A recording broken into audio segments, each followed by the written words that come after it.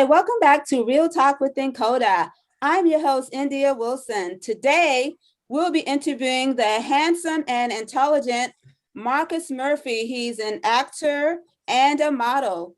Marcus, could you please share with us, go in depth a little bit more about yourself Sure. So, and your accomplishments? sure. So, Ms. Wilson, as she mentioned, my name is Marcus Murphy. I'm 27 years old. I'm from the Washington, D.C. area. Born and raised. I grew up primarily like in the Southeast area, but I went to a boarding school that really afforded me a lot of opportunities. But it wasn't until I went to college in Ohio, Hiram College, and I was able to come across a casting call for a print ad at the time for K2, known as synthetic marijuana. So I was able to audition for that. And initially, I wasn't like the lead model for the job, but the person who they hired was late. So it gave me the opportunity to fill in his place. And that opened the doors for acting, the modeling job. The campaign was in New York, in Times Square, on the buses in DC, Maryland, and Virginia, the trains, back in 2013. And I was 19 years old. So that was a good accomplishment for me. Wow, it sounds like it's like it was almost an instant like combination in your life. So when did you first realize that, the entertainment industry is what you wanted to be a part of? So I knew after my first campaign, when I was 19 and booking my first job and being in New York, that I wanted to do more because I really did like the competition. I really did like just being around the camaraderie of other people. But I didn't know, it's not as easy getting another job like the first job. So it just made me want to hustle more. I wasn't getting a lot of modeling jobs at the time. So what I did, I used my print ad as a headshot to open the doors for acting. And I was like on Veep and all those good shows in Baltimore just to, get my name out there. But I'm appreciative for, because without that campaign, I don't think I would be doing what I'm doing now. So in regards to formal training, what type of formal training, have you had in modeling and acting? So I never had any training like in the modeling industry, but I look up to people like Tyson Beckford. He's a Black man like me. He's not that tall like myself. So I looked at him as an example. And I just, model everything he does. And when it comes to like the acting industry, Kelsey Colley, he's an award-winning playwright. He was a professor at Howard University. Okay. Worked with at that time, like Anthony Anderson, Taraji P. Henson. So I met him when I was like 17 years old. I was in a program called Teens Who Don't. And that was sponsored by the DC Department of Health. And he came for a session of like pantomime and acting. And, being a 17-year-old, like just, I want to do this, forever, just trying to, show out the classmates, but he liked me. He said, I can really work with you. So working with Mr. College since I was 17 up to this point really has given me the confidence and the ability to really just know I can do it, even at times I feel like I can't. So he's the guy. Yeah, it sounds like, so working with someone that's already, a leader in the industry, that's, to me, is above formal training, because you can go to, junior college and complete graduate school, and you can still not be prepared for the real world. But when you have someone in the real world, like coaching you, you can gain so much experience and you can be like above your peers. So can you go a little more in depth about your very first role? And how did you feel? How did you prepare? And how did your family support you? Okay, so my very, very first role was a short film called Through the Eyes of the Children, and that was written and directed by Naima Powell. And it was based off the 1980s crack epidemic during that time, growing up in like the Southeast area. And my role for that particular project was being like an abusive like parent, and also like a drug person. Now, mind you, I don't have any children, I'm not abusive, I don't do drugs. So it was really a challenging role for me. So in order for me to really prepare for that, I went to, I guess, neighborhoods that wasn't so good, like impoverished, and it was around like the community of people who really was doing that to get like inspiration to make my character as believable as possible, and also talk to the people in the community how they were affected if they did have parents that was on crack or if they did experience abuse growing up. And it came out pretty good. And I'm on DC TV for like a month during that time. And my family was very supportive of it. In the beginning, my mom really wasn't for entertainment. She just wanted me to go to school and get my degree and then transition to entertainment. But I'm glad I got my degree.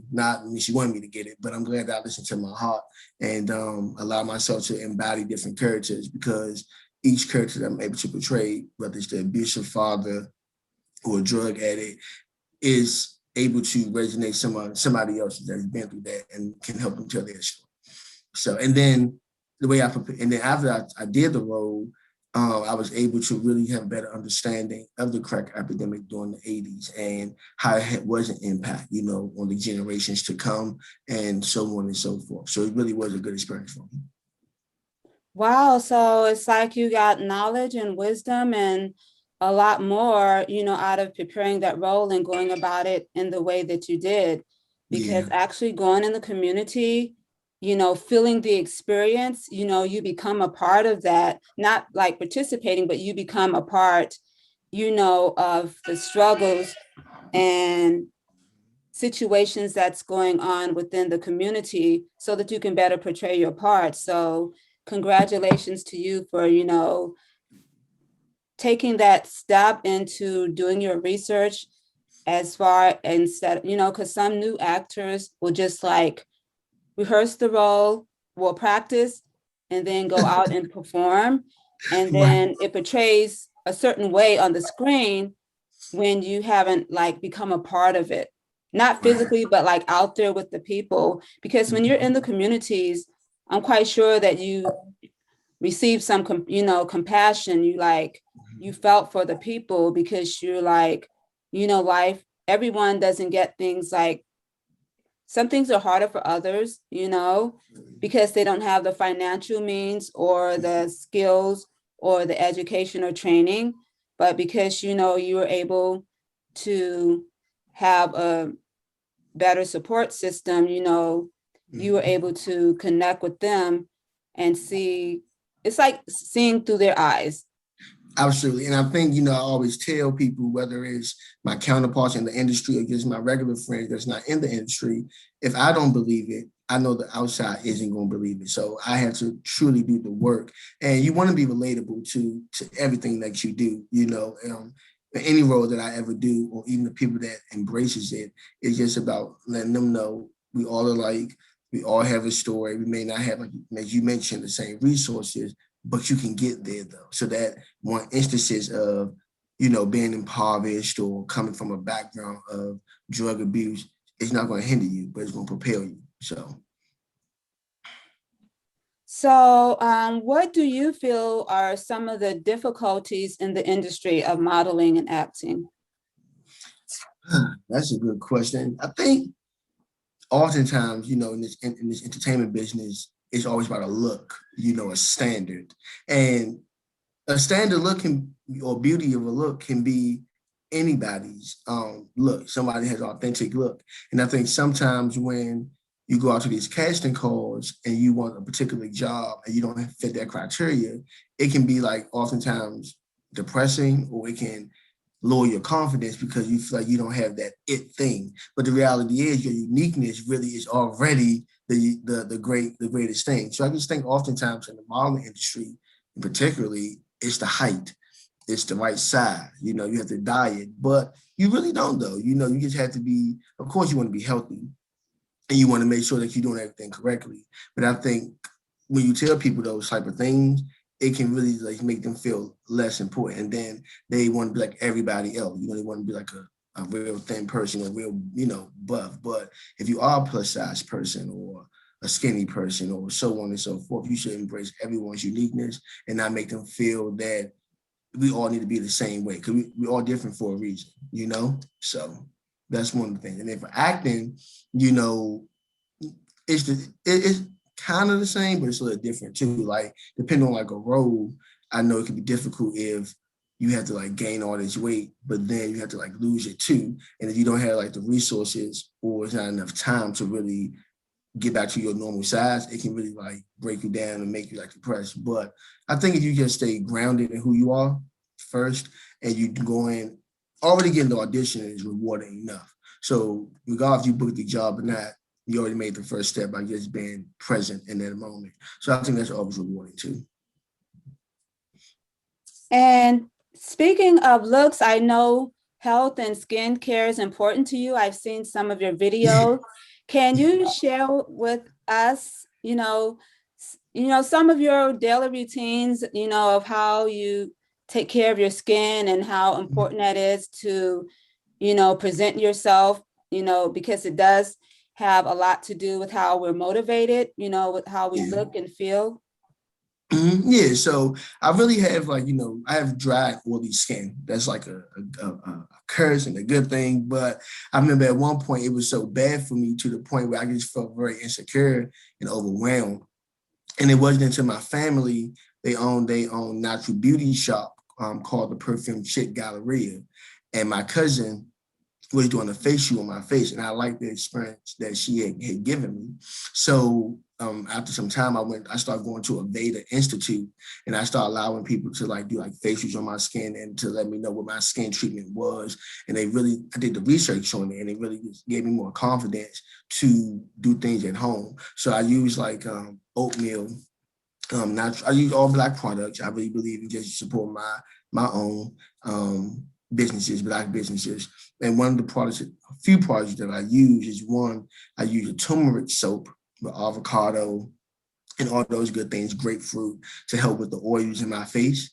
And then I also use oatmeal, a skin routine, and that really just helps my skin too, to give it just like the glowness that it needs. But I use Black soap, turmeric soap, oatmeal, and I drink a lot of water. I love water, and that really helps me a lot. And it keeps down my skin from being too oily, too dry. Still have my moments, but it's not as bad as it used to be. So. Yes, you've touched on like everything that you just mentioned, that's part of my routine as well. Mm-hmm. And, I've done some research on the Ayurvedic Institute. Mm-hmm. And so, that's a really good place to go, as far as nutrition Mm-hmm. and inner and outer health and beauty. And so it's like you're like on like some great paths. Could you share with us, some of your accomplishments in the industry as far as acting and modeling? Mm-hmm. Yeah, so one of my biggest accomplishments, I would say, is being 19 years old at that time and having my print ad, the K2 Zombie ad in Times Square, New York. Like, I love New York. My first time ever going was going to see a Beauty and the Beast play at 9. And then 10 years later, I'm in the billboard of Times Square where the play was at. So that will always be an amazing accomplishment for me. The second thing would be I did a movie about 6 years ago called Black Eyed Children, Let Me In. And I was a fan favorite for that movie. And again, you're just doing the research and the preparation.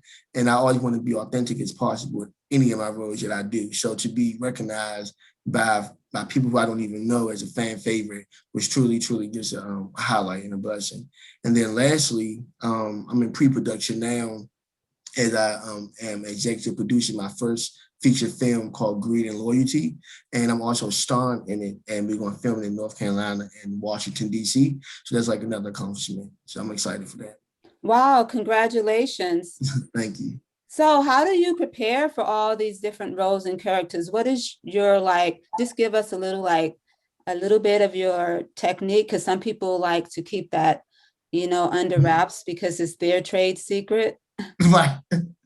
So basically, I always pray first before I take on any role, because I want to make sure that I'm going in with the right intentions. I never want to go into a role just because of the opportunity, the money, or the exposure. I want to make sure I'm authentic as possible.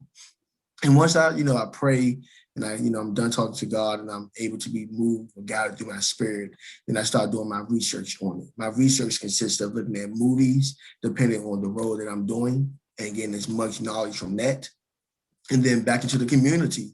I really get a lot of my inspiration from the community and the people around me because they are authentic, they are real, and it's their stories. And that's why, like, oftentimes when I'm going to like the club and stuff, yes, I'm having fun, but I'm picking up nuances, a lot of different nuances to embody and to incorporate the preparation. So, for example, with, you know, the movie I'm working on now is kind of like a real gritty type of film, and that's not who I am. So I put myself in the club scene to see how they may interact. I may go into like the neighborhood. I have friends that come from certain backgrounds I may not come from, so I insert myself with them as well, and I just play off and I pick up the mannerisms, but also make it my own too.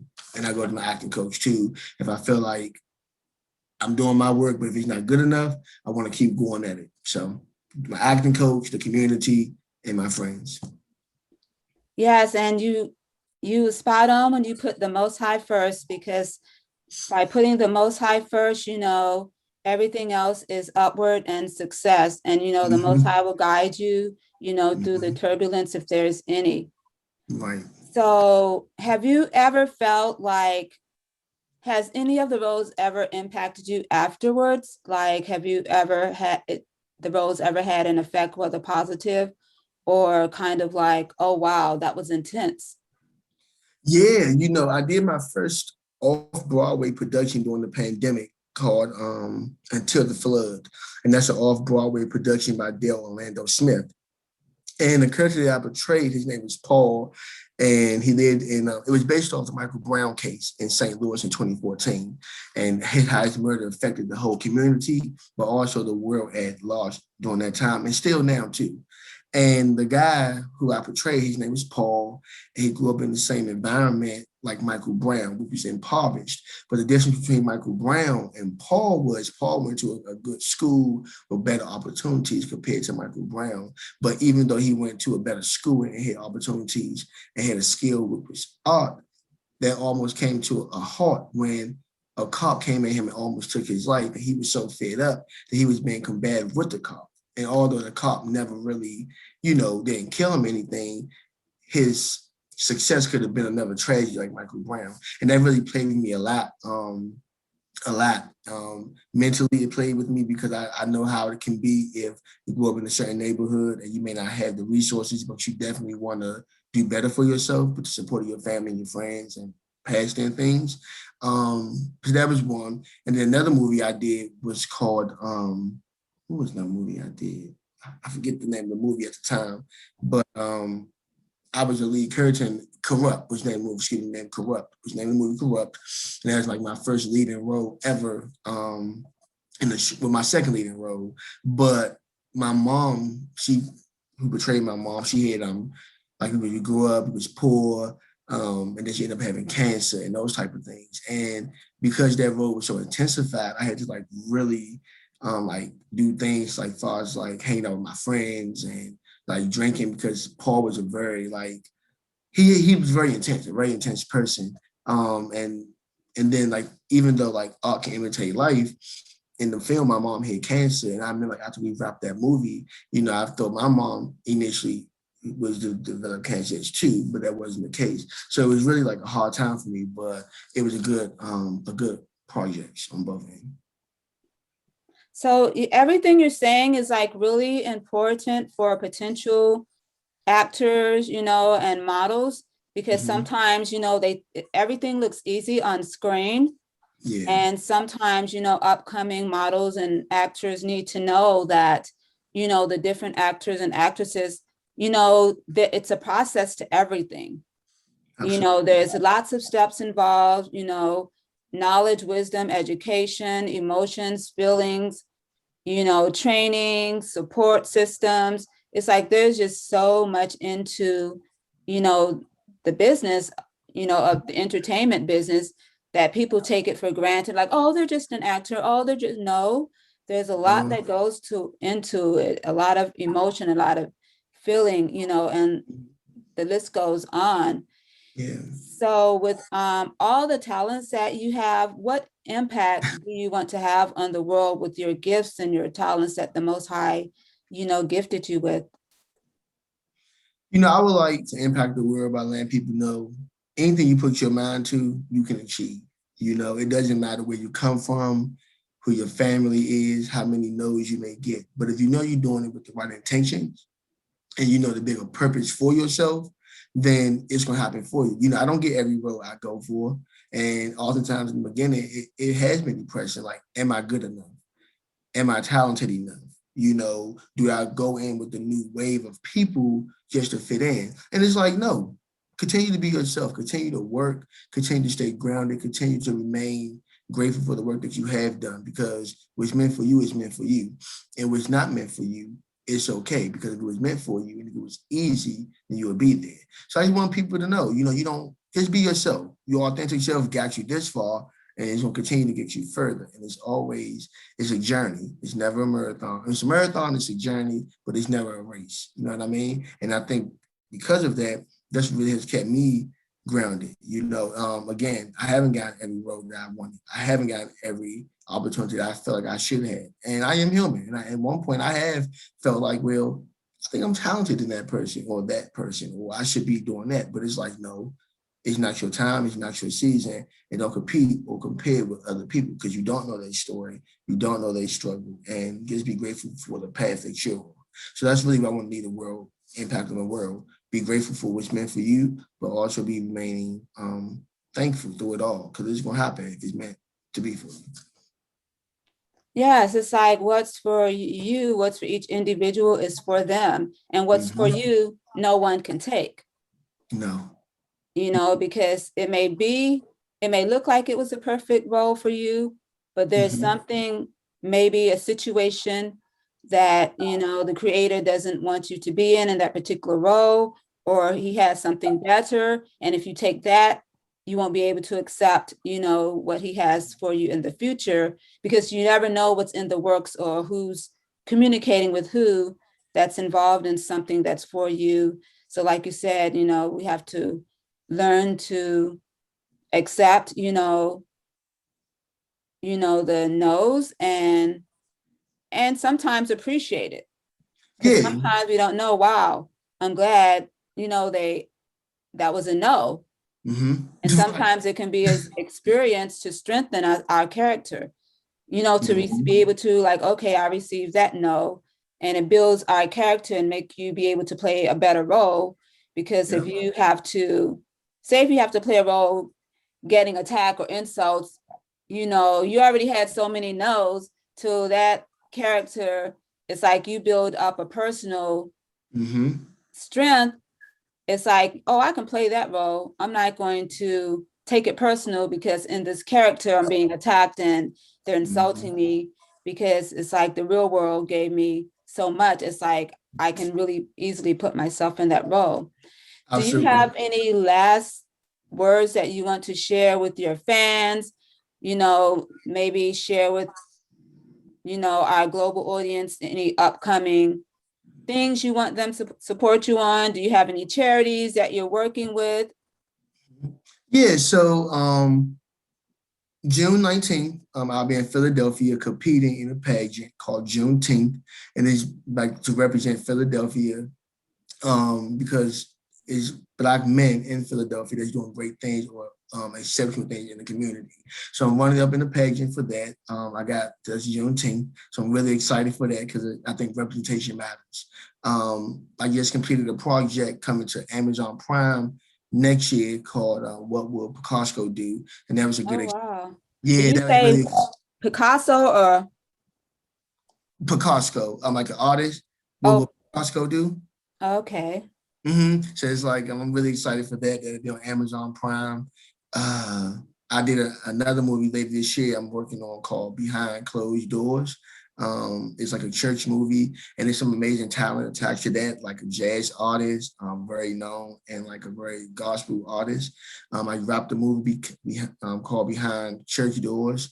That's like based off a biopic of the director and the husband, like they merge, all that good stuff that's coming out this year. So I'm just really excited for the work that I'm doing. It's more meaningful, has a good message. So I don't know what's the future hold, but I'm really excited for what's to come, or what I've had done so far.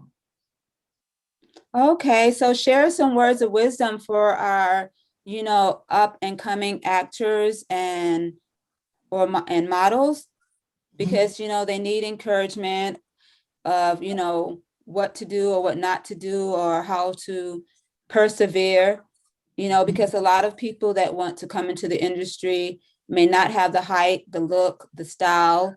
Mhm. And what advice you know would you give them to continue to persevere and go after their goals and dreams? Yeah. So I live by a quote by Aristotle, and it's called, "We are what we repeatedly do.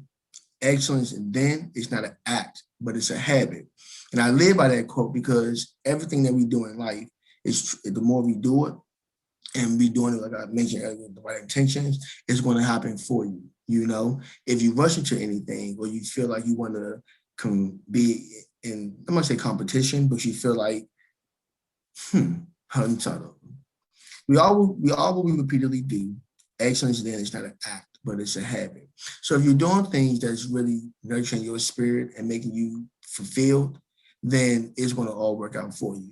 It's okay to hear the no's. It's okay if somebody feel like you're not the right person for that production. It's okay, because the reality is somebody's going to say yes. You can get 1,000 no's in a day, but the one yes can change everything for you. So yes, always be confident in who you are, not cocky, but confident. And I say that because sometimes when we do get to a certain level or a certain status in our career, whether it's local or even mainstream, we forget about the beginnings that got us there and the people that took a chance on us. So never forget that, always remain grateful for it all. And then if you do get discouraged and you do feel like, wow, I don't want to do this anymore, or I'm not good enough anymore, take a step back, look in the mirror and remember your why you started it, why you got started, who was the person that influenced you the most. Because oftentimes we forget the bigger picture because we just in the now. So I would just tell people that's coming up in the industry, continue to work hard, take your trainings, go to, do free work that you had to start off with, okay? Because the money's going to come, and just always believe in yourself. I know that's easier said than done, but if you believe in yourself first, it can exude a confidence and a presence that a lot of people can already see when you enter a room. So, Okay, one surprise question I have left for you. okay. Okay, let's just say Real Talk with INCODA and India Wilson is so well connected that we invited you to an event. And when you Mhm. walk into the event, we have the top 5 directors and producers in the industry across the globe in the room. And they give you 1 minute to speak. What would you say as in regards to whether it's presenting yourself or trying to get a role or a conversation? And they're like, okay, and we shared with them your work and ethics, and they're like, okay, we will give him 1 minute to sell himself. What would you say? And you have all of them at your attention. Well, first, I would say thank you for allowing me to be in your presence, because I know oftentimes we take time and presence for granted. So I appreciate you for that. And I also let them know that I appreciate the people in front of me as a representation to let me know that dreams can come true if you work hard. And I appreciate the representation of that, because as a young Black man in America, it's so much negativity that's going on that you want to be positive. So I appreciate you. One of the directors and actors who I look up to is Sidney Poitier. That's someone who I admire because he's broke down so many barriers for Black men when it comes to the work, the interracial on screen, but also choosing the correct roles. And for that, it allows me to make sure when I choose roles, whether it's gritty or not so gritty, that it has a purpose. And I would just say, because of him, his confidence and how he worked, he's an immigrant. Like, he born in Bahama. I mean, he's Bahamian, but he was raised in Miami, but to come up in the 40s and the 50s and, just do immaculate work time after time, it's phenomenal. So I just know, like, thank you, and continue to set the tone for young people like myself. And would you like try to ask them, do they have any available roles that, they feel that you would fit the profile for, or would you try to sell yourself as an actor? I really, when I go to I used to go to entertainment events. I've tried definitely to go just for the camaraderie, just to see who's there to network. But I would never try to sell myself. I think my authenticity has always got me in the door. I would, of course, talk to them about the work I've done and those type of things. But to get like a job at an event, absolutely not. Because I feel like if that opportunity is meant for me, or they want me on that set, or they want me to read for a particular character, it'll happen organically and naturally. I like that. That's a great answer, to be Yeah. organic in your response to them, Mhm. and that's a good answer because a lot of directors and producers, they want to see the natural organic person, and they don't want, and a lot of them they feel a certain way when people come on too strong or want to give too much of themselves. It's like, okay, Mhm. this person will burn themselves out in the industry and they Mhm. will try to do whatever it takes to prove themselves to get in the door, whether step on someone's feet. And you'll be surprised, a lot of the leaders, they look at that. Yeah. Like you said, you want to go in there organic Mhm. and you want to be yourself and let them know you're just as, elite as them.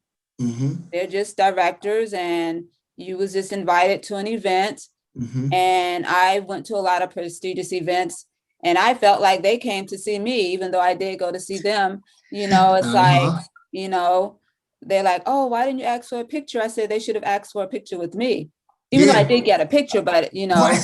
I didn't have to ask for it. One of their representatives came over and said, would you like to take a picture with this person? I'm like, oh, okay. Right. But You know. I wasn't going to be the one to ask. But, it's important, like, for people Mhm. to know, and I'm glad you said that, to be organic and to be Okay. yourself, and Mhm. don't try to, because that's what a lot of like influential people, I'm talking about the top 5%. They want to see Yeah. that you believe in yourself. Absolutely. I And remember. some people say, oh, you have 1 minute. If you're a singer, start singing. That's not necessarily true Mhm. for the top 5%ers. Right. Every group does not see things the same way. Absolutely. I remember about a year or two ago, I was at an event for DC TV, and I was invited by one of my producer friends, Elaine Austin. And the guy that was in the room, he was from Los Angeles, California, but I knew who he was. And, I spoke to him, as organically as possible, to the point. Matter of fact, the producer, did you see the Bob story on TV1? Yeah, so while it's been a minute, but yes, I saw Yeah. it.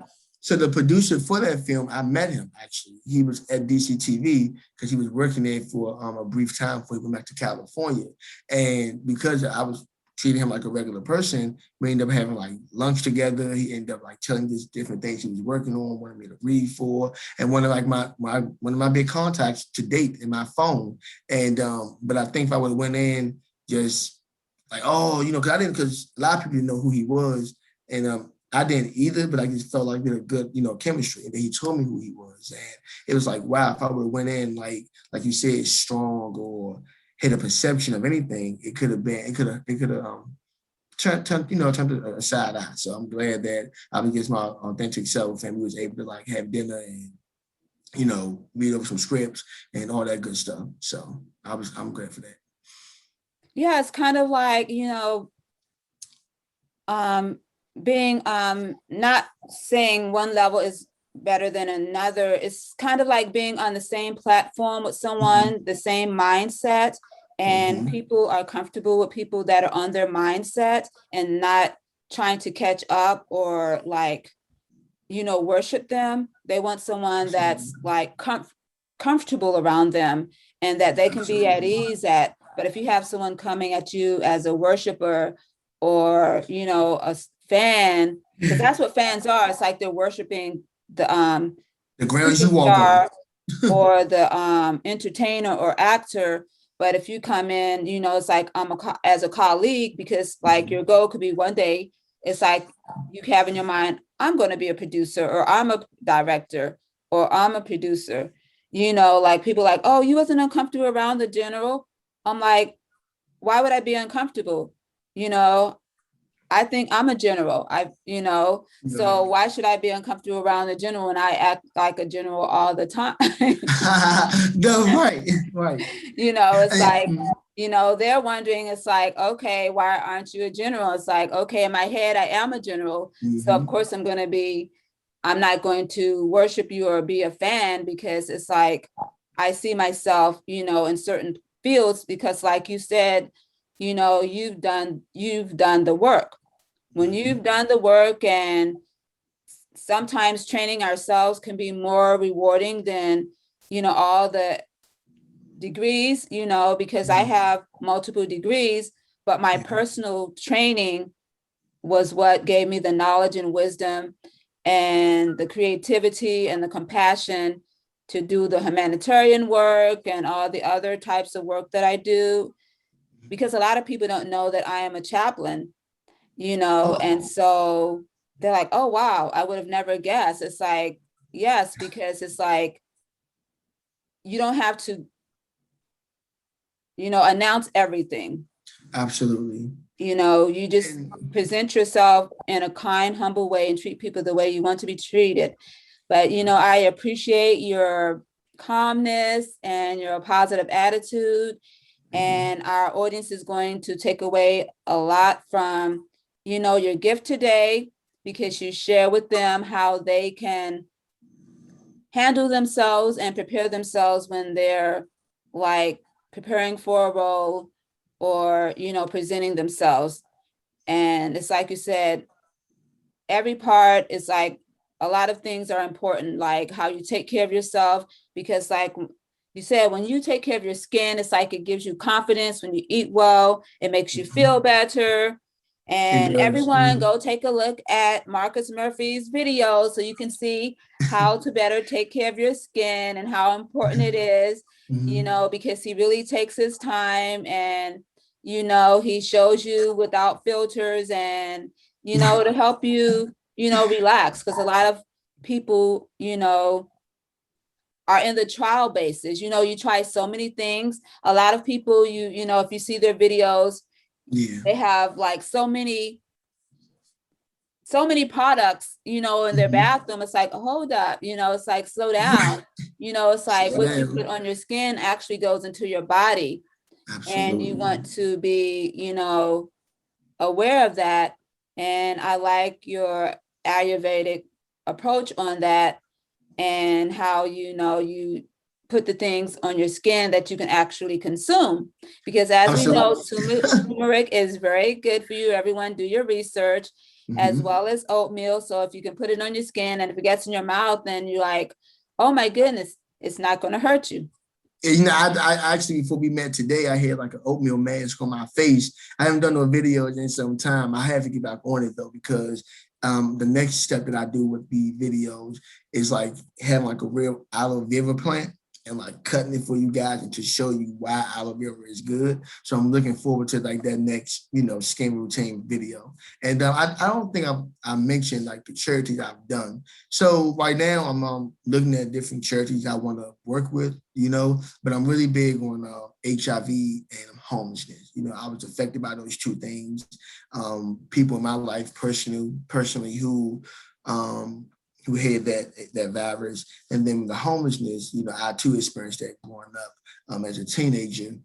I lived in the Bahamas, overseas for 6 months going to school in high school. My mom and we lost our home. So I always want to do charities that I can relate to. And right now I'm raising money to help homeless people with toiletries and everything that live in tents, and to give them that extra source. So, and I do those things. I don't like the cameras around me and stuff, because that's personal for me.